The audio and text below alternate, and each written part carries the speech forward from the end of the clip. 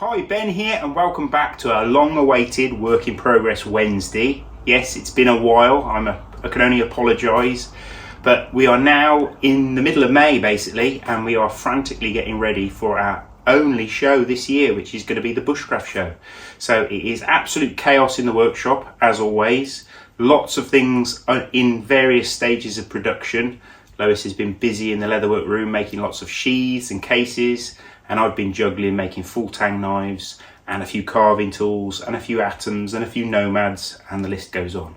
But today I finished off a special set of knives, and I wanted to show you what we've been working on because they are pretty unique. So we finished off this sort of not quite matching pair. So this is our original Campcraft pattern, which is a really nice sort of general purpose woodcraft and bushcraft knife with a really nice teardrop shaped handle. And the gentleman already had Campcraft like this, but he wanted us to make effectively a stretched version. So a bigger handle and also a longer blade. So this has actually got a much more full-size handle, and if I compare the two you'll see the actual handle is probably an inch longer, and the blade itself is probably only an extra half an inch, but it was mostly to get a fuller handle size really. Now this piece of wood is pretty unique and it looks great in this evening sun, and this was a piece of wood that he actually managed to find when he was on a trip in an actual dry riverbed. So it was like a sort of a gnarly, it almost looked like a boulder really when we started off, and we sawed it up and we managed to get two pieces of timber that were just about big enough for making this matching set.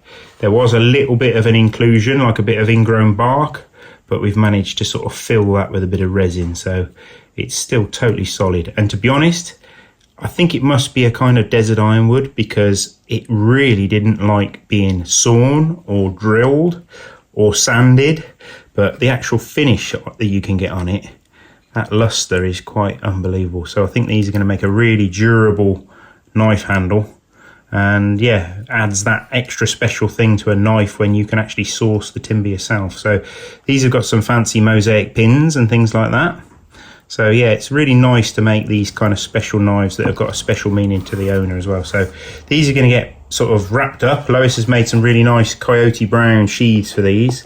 So we've got obviously a larger sheath for the larger knife and the standard Campcraft sheath for the smaller model. And these are standard belt sheaths.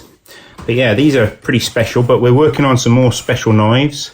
So if you want to be able to pick up a special heirloom quality knife, then remember to come along and see what we're going to have at the Bushcraft show, which is basically the end of the month. So yeah, not long to go. So busy. So working on some special timbers like that sort of root ball that I started off with is always very special. That's part of the reason why I got into knife making really. Had all these little offcuts of timber, too small for making furniture or spoons, but perfect for knife handles. So that chap saving that block has made some really special knives. In a total contrast, I've also been working on a lot of Hunter Orange G10 items. So we've just finished off this Orford Eban Parang. So this is in Hunter Orange, thin black liners and ABL tool steel. So this is a stainless steel, a totally all-weather parang, and this actually has gone for a black Kydex sheath, so they're totally self-locking in there.